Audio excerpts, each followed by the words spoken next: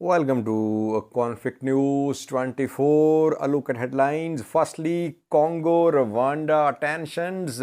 Protests were held today in Goma, city of Congo, on Congo Rwanda border. If this conflict goes on, it could be not only a regional conflict but also an ethnic conflict. Ethnic Tutsis living in Goma city could be in danger. We know that neighboring country Rwanda saw one of the worst genocides in African history more than 2 decades ago. Once again, Tutsi and non-Tutsi tensions could be rising on Rwanda-Congo border. Secondly, Russia is trying to regain its lost influence in its neighborhood. Armenian PM Nikol Pashinyan is in Russia. He is in Russia. He held a meeting with Putin. Why was he invited to Russia? EU, US are trying to enhance their influence in Russian neighborhood. They are in talks with Armenia and Azerbaijan to demarcate the border to find a way out of the dispute over Nagorno-Karabakh.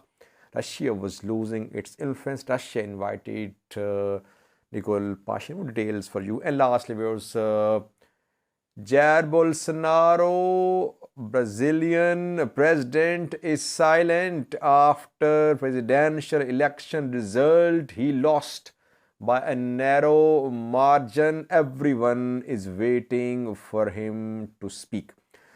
Firstly, viewers, East African neighbors Rwanda and Congo are involved in a diplomatic escalation. 2 days ago, Congo expelled Rwanda's ambassador, and Congo recalled its shocked affairs from Kigali, Rwanda. We know that M23 fighters, an armed group, are taking control of territories on Congo-Rwanda border. On Congo side of the border, M23 fighters are based in Congo, Eastern Congo, in border areas. Congo-Uganda, Congo-Rwanda border areas. Congo accuses Rwanda of backing these M23 fighters. M23 movement was disarmed in Congo in 2013, but at the end of last year, the movement was reactivated. Since then, the fighters of this movement, they have been taking control of new territories in Eastern Congo, on Congo-Rwanda border. Congo says that Rwanda is backing this armed group. Rwanda accuses Congo of backing FDLR, a Rwandan opposition group based in Congo. In recent weeks, we have seen some rapid territorial gains by M23 fighters in North Kivu province. And 2 days ago, we reported that M23 fighters had taken control of Kiwanja.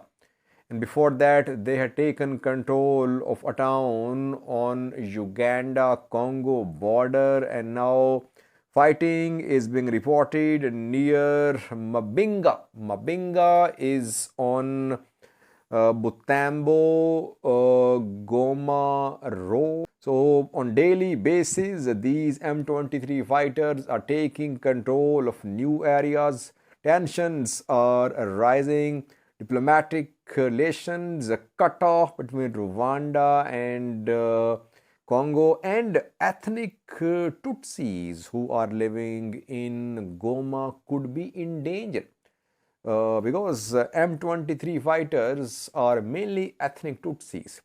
Now, other ethnic groups are threatening ethnic Tutsis living in Goma because M23 fighters are advancing towards Goma city, main city in North Kivu. They want to capture Goma city. And before that, on Monday, protests were held in Goma city. The protests were called by Lucha, an organization in Goma.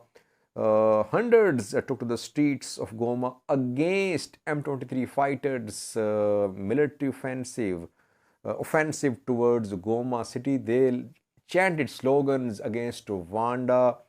They lashed out at international community. That international community was not stopping Rwanda from interfering in Congo's internal. Residents of Goma city are angry because ethnic Tutsi M23 fighters are advancing towards Goma. That is why ethnic Tutsis living in Goma city could be in danger. So this conflict has ethnic angle, regional angle to political angle, as well as M23 fighters claim that the deal which was signed by Congo's government with them was not being respected by Congolese government. So tensions rising. Meanwhile, African Union released a statement today calling upon the parties to attend talks in Nairobi, Kenya between the 4th of November and 13th of November. African Union urged the parties to de-escalate, to protect civilians, to respect each other's borders. Tensions rising. Let's see what happens. So far, military advance of M23 fighters in Eastern Congo is ongoing. Can they capture Goma city? That by the way, FDLR fighters who are Rwandan opposition group fighters in Congo are also fighting these M23 fighters. They're trying to push back these M23 fighters from areas between Goma and Mabenga, Goma and Kiwanja. So these FDLR Rwanda opposition fighters are supporting government forces of Congo. Rwanda says that Congo is a safe haven for these FDLR Rwandan opposition fighters who are based in Congo. So this conflict has several angles, ethnic, political, regional angle, but it must come to an end.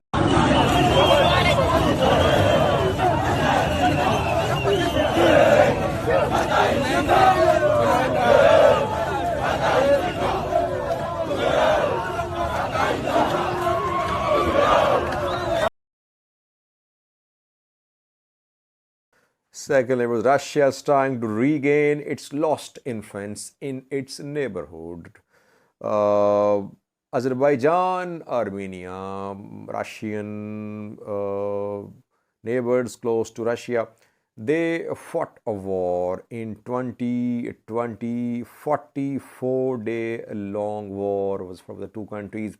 Two countries fought the war over Nagorno-Karabakh, a disputed territory for around 3 decades between the two countries. Back then, Russia mediated, and in the second week of November, a ceasefire agreement was signed with Russian mediation.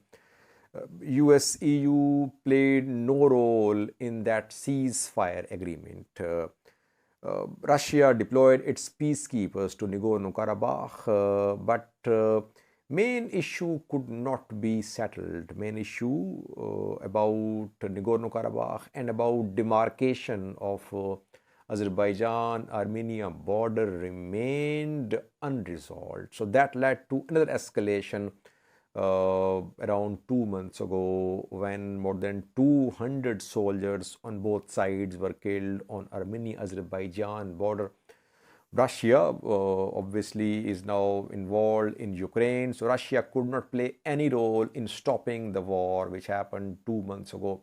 While the two countries, Armenia and Azerbaijan, fought around 2 months ago, Armenia requested Russia and other CSTO members to provide military support to Armenia. CSTO is Collective Security Treaty Organization with Armenia, Russia and some other countries as members. But CSTO did not support Armenia. Armenia, frustrated, turned towards US and EU. Nancy Pelosi visited Armenia, and then we saw some meetings facilitated by EU, meetings between Armenia, Azerbaijan, and Turkey. So EU and US, they tried to fill the vacuum in Russian neighborhood, and they sent their observers to Armenia-Azerbaijan border.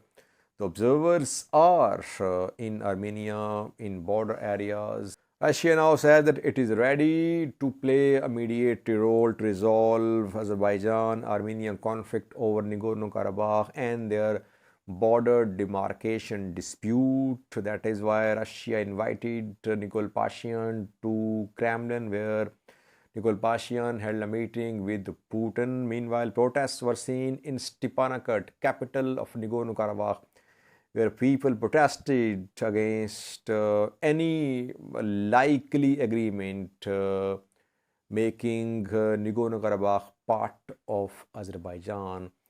Azerbaijan has its claim to Nagorno-Karabakh internationally. Nagorno-Karabakh is part of Azerbaijan, but Armenians inhabit Nagorno-Karabakh in large numbers. So tensions there was.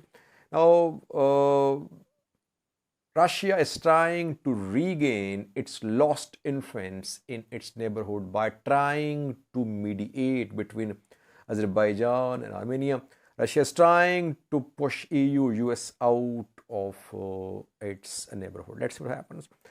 Watch a clip showing massive protests which were held in Stepanakert, Nagorno-Karabakh, a few hours ago.